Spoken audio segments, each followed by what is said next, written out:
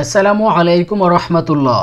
প্রিয় দর্শক শ্রোতা, আজকের ভিডিওতে আমরা জামাতে ইমামের পিছনে নামাজ পড়ার সম্পূর্ণ নিয়মকানুন সম্পর্কে বিস্তারিত আলোচনা করব ইনশাআল্লাহ। জামাতে নামাজ পড়ার সময় ইমামের পিছনে একজন মুক্তাদি হিসেবে কি পড়তে হয় আর কি পড়তে হয় না, এগুলো বিস্তারিত জানতে আজকের ভিডিওটি শেষ পর্যন্ত দেখতে থাকুন।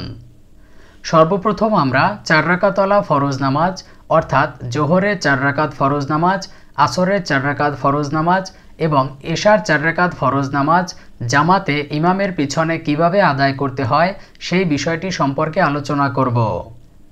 জামাতে নামাজ পড়ার জন্য সর্বপ্রথম মুয়াজ্জিন যখন ইকামত দিবে তখন আমাদের প্রত্যেকের দায়িত্ব হচ্ছে ডানে বামে তাকিয়ে কাতার সোজা করা। নামাজে কাতার সোজা করা ওয়াজিব। এরপরে আপনি যেই ওয়াক্তে নামাজ পড়বেন সেই নামাজের নিয়ত করবেন।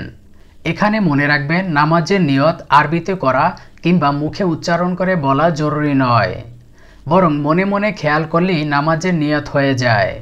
নিয়ত অর্থ হচ্ছে মনে মনে ইচ্ছা করা, সংকল্প করা। ধরুন আপনি জোহরের 4 রাকাত ফরজ নামাজ আদায় করবেন, এজন্য আমি কিবলামুখী হয়ে জোহরের 4 রাকাত ফরজ নামাজ আদায় করছি, এই কথাটুকু মনে মনে খেয়াল করলেই নামাজের নিয়ত হয়ে যাবে। এটা মুখ দিয়ে উচ্চারণ করে বলতে হবে না। এরপর ইমাম সাহেব আল্লাহু আকবার বলে হাত বাঁধবেন, এটাকে বলা হয় তাকবীরে তাহরিমা। আপনিও সাথে সাথে আল্লাহু আকবার বলে হাত বাঁধবেন। তবে মনে রাখবেন ইমাম সাহেবের আল্লাহু আকবার বলা শেষ করার আগে আপনার আল্লাহু আকবার বলা যেন শেষ না হয়, কারণ ইমামকে অনুসরণ করতে হবে। এজন্য নামাজের শুরু থেকে শেষ পর্যন্ত প্রত্যেকটা তাকবীরের ক্ষেত্রে ইমামের বলা শেষে যেন আপনার বলা শেষ হয়, এটা খেয়াল করবেন। হাত বাঁধার পরে নামাজের সানা পাঠ করবেন। সুবহানাকা আল্লাহুম্মা ওয়া বিহামদিকা ওয়া তাবারাকা ইসমুকা ওয়া তাআলা জাদ্দুকা ওয়া লা ইলাহা গায়রুক।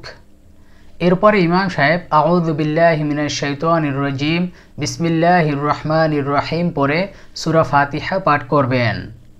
এখন আপনি মুক্তাদি হিসেবে ইমামের পিছনে সূরা ফাতিহা পাঠ করবেন কি করবেন না এ বিষয়ে ওলামায়ে কেরামের মাঝে মতভেদ রয়েছে।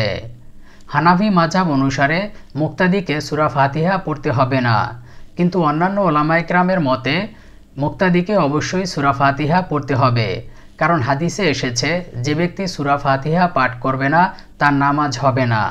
এজন্য সূরা ফাতিহা পাঠ করা উচিত। তারপরে সূরা ফাতিহা পাঠ করা শেষে ইমাম সাহেব আবার বিসমিল্লাহির রহমানির রহিম পড়ে পবিত্র কোরআন শরীফ থেকে বড় সূরার কিছু অংশ অথবা ছোট একটি সূরা পড়বেন। এরপরে আল্লাহু আকবার বলে রুকুতে যাবেন। আপনিও সাথে সাথে আল্লাহু আকবার বলে রুকুতে যাবেন। রুকুতে যে রুকুর তাসবিহ পাঠ করবেন। সুবহানা রাব্বিয়াল আযীম, সুবহানা রাব্বিয়াল আযীম, সুবহানা রাব্বিয়াল আযীম। এই তাসবিহটি 3 বার 5 বার 7 বার এভাবে পড়া যায়। তারপর ইমাম সাহেব সামিআল্লাহু লিমান হামিদাহ বলে উঠে দাঁড়াবেন। আপনি সামিআল্লাহু লিমান হামিদাহ না বলে দাঁড়িয়ে বলবেন রব্বানা লাকাল হামদ, এতটুকু বললেই যথেষ্ট। তারপরও এখানে চমৎকার একটি দোয়া আছে, যেই দোয়াটি পড়তে পারলে অনেক সওয়াব পাওয়া যায়। দোয়াটি হলো হামদান কাসীরান তাইয়িবান মুবারাকান ফীহ। হাদিস শরীফে এসেছে যে ব্যক্তি এই দোয়াটি পড়বে 30 জনের অধিক ফেরেশতা তার জন্য সওয়াব লেখার জন্য প্রতিযোগিতা করেন। এজন্য সময় হলে সুযোগ পেলে অবশ্যই দোয়াটি পড়ার চেষ্টা করবেন। এরপর ইমাম সাহেব আল্লাহু আকবার বলে সিজদায় যাবেন। আপনিও সাথে সাথে আল্লাহু আকবার বলে সিজদায় যাবেন। সিজদায় যে সিজদার তাসবিহ পাঠ করবেন। সুবহানা রাব্বিয়াল আ'লা, সুবহানা রাব্বিয়াল আ'লা, সুবহানা রাব্বিয়াল আ'লা। এই তাসবিহটিও 3 বার 5 বার 7 বার এভাবে পড়া যায়। তারপর ইমাম সাহেব আল্লাহু আকবার বলে বসে যাবেন। আপনিও আল্লাহু আকবার বলে বসে যাবেন।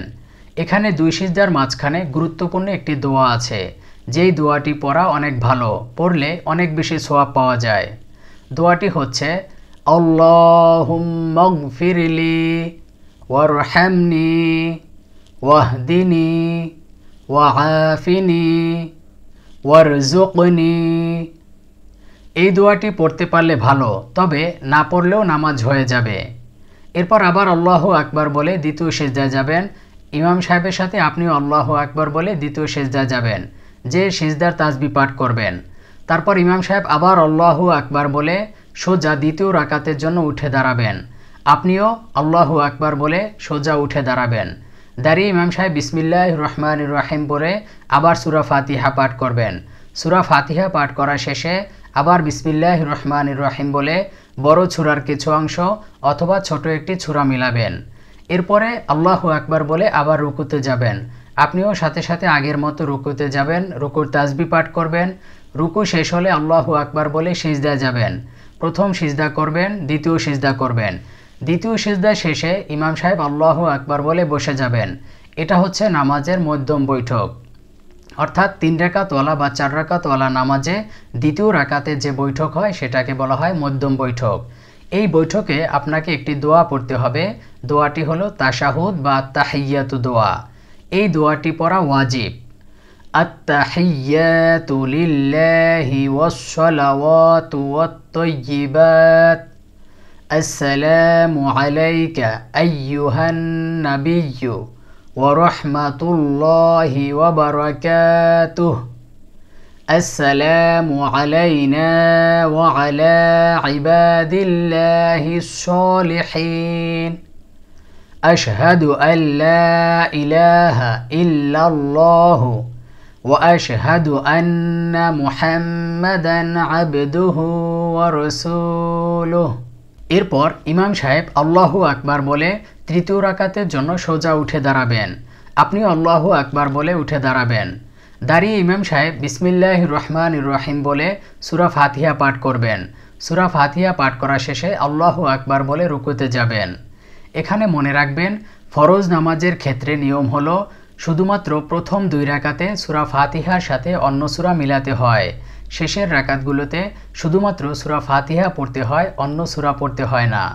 এজন্য ইমাম সাহেব সূরা ফাতিহা পাঠ করা শেষে আল্লাহু আকবার বলে রুকুতে যাবেন। আপনিও সাথে সাথে রুকুতে যাবেন। আগের মতো রুকুর তাসবিহ পাঠ করবেন। সিজদায় যাবেন, প্রথম সিজদা করবেন, দ্বিতীয় সিজদা করবেন। দ্বিতীয় সিজদা শেষে ইমাম সাহেব আবার আল্লাহু আকবার বলে চতুর্থ রাকাতের জন্য উঠে দাঁড়াবেন।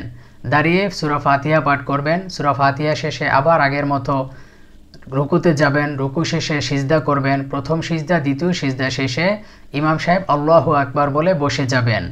এটা হচ্ছে নামাজের শেষ বৈঠক, অর্থাৎ যেই বৈঠকে সালাম ফিরাতে হয়। 4 রাকাতওয়ালা ফরজ নামাজের চতুর্থ রাকাতের এই বৈঠক। এই শেষ বৈঠকে আপনাকে পরপর 3টি দোয়া পড়তে হবে। প্রথমে পড়তে হবে তাশাহুদ অর্থাৎ আত-তাহিয়াতু দোয়া, যেটা আমরা দ্বিতীয় রাকাতের বৈঠকে অর্থাৎ মধ্যম বৈঠকে পড়েছিলাম। তাশাহুদ পড়ার পরে পড়তে হবে দরুদ ইব্রাহিম। আল্লাহুম্মা সাল্লি আলা মুহাম্মাদিন ওয়া আলা আলি মুহাম্মাদ কামা সাল্লাইতা আলা ইব্রাহিম ওয়া আলা আলি ইব্রাহিম ইন্নাকা হামিদুম মাজিদ। اللهم بارك على محمد وعلى آل محمد كما باركت على إبراهيم وعلى آل إبراهيم إنك حميد مجيد। এরপরে দোয়া মাসুরা পাঠ করতে হবে। اللهم إني ظلمت نفسي ظلما كثيرا ولا يغفر الذنوب إلا أنت فاغفر لي مغفرة من عندك وارحمني إنك أنت الغفور الرحيم। এরপরে ইমাম সাহেব আসসালামু আলাইকুম রহমতুল্লাহ বলে ডান দিকে সালাম ফিরাবেন। আপনিও আসসালামু আলাইকুম রহমতুল্লাহ বলে ডান দিকে সালাম ফিরাবেন। এরপর আবার আসসালামু আলাইকুম রহমতুল্লাহ বলে ইমাম সাহেব বাম দিকে সালাম ফিরাবেন। আপনিও সাথে সাথে আসসালামু আলাইকুম রহমতুল্লাহ বলে বাম দিকে সালাম ফিরিয়ে নামাজ শেষ করবেন। এভাবে 4 রাকাতওয়ালা ফরজ নামাজ অর্থাৎ জোহরের 4 রাকাত, আসরের 4 রাকাত এবং ইশার 4 রাকাত ফরজ নামাজ জামাতে ইমামের পিছনে আদায় করতে হয়। এরপরে 2 রাকাতওয়ালা ফরজ নামাজ অর্থাৎ ফজরের নামাজ এবং 3 রাকাতওয়ালা ফরজ নামাজ অর্থাৎ মাগরিবের ফরজ নামাজ। ফজরের 2 রাকাত ফরজ নামাজ পড়ার নিয়ম হলো ইমাম সাহেব প্রথম রাকাতে সূরা ফাতিহার সাথে অন্য সূরা পড়বেন। ঠিক একইভাবে দ্বিতীয় রাকাতেও সূরা ফাতিহার সাথে আরেকটি সূরা মিলাবেন। এরপরে যথারীতি রুকু সিজদা করে বৈঠক করবেন। এটাই হচ্ছে নামাজের শেষ বৈঠক। এই বৈঠকে আপনাকে পরপর 3টি দোয়া পড়তে হবে, তাশাহুদ, দরুদ শরীফ, দোয়া মাসুরা। এরপরে সালাম ফিরিয়ে নামাজ শেষ করতে হবে। আর মাগরিবের 3 রাকাত ফরজ নামাজ পড়ার নিয়ম হলো প্রথম 2 রাকাতে ইমাম সাহেব সূরা ফাতিহার সাথে অন্য সূরা মিলাবেন। 2 রাকাত শেষে বৈঠক করবেন। এটা হচ্ছে নামাজের মধ্যম বৈঠক। এই বৈঠকে শুধুমাত্র আত-তাহিয়াতু দোয়া পাঠ করবেন আবদুহু ওয়া রাসূলুহু পর্যন্ত। এরপর ইমাম সাহেব আবার উঠে দাঁড়িয়ে বিসমিল্লাহির রহমানির রহিম বলে শুধুমাত্র সূরা ফাতিহা পাঠ করবেন। সূরা ফাতিহা পাঠ করে অন্য সূরা না মিলিয়ে আল্লাহু আকবার বলে রুকুতে যাবেন। আপনিও তার সাথে সাথে রুকুতে যাবেন, সিজদা করবেন।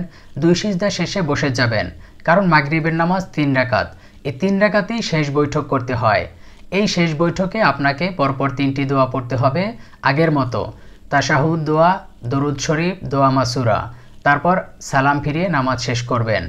এভাবে জামাতে ইমামের পিছনে মুক্তাদি হিসেবে নামাজ আদায় করতে হয়। প্রিয় দর্শক, ভিডিওটি ভালো লাগলে লাইক দিয়ে শেয়ার করে দিন।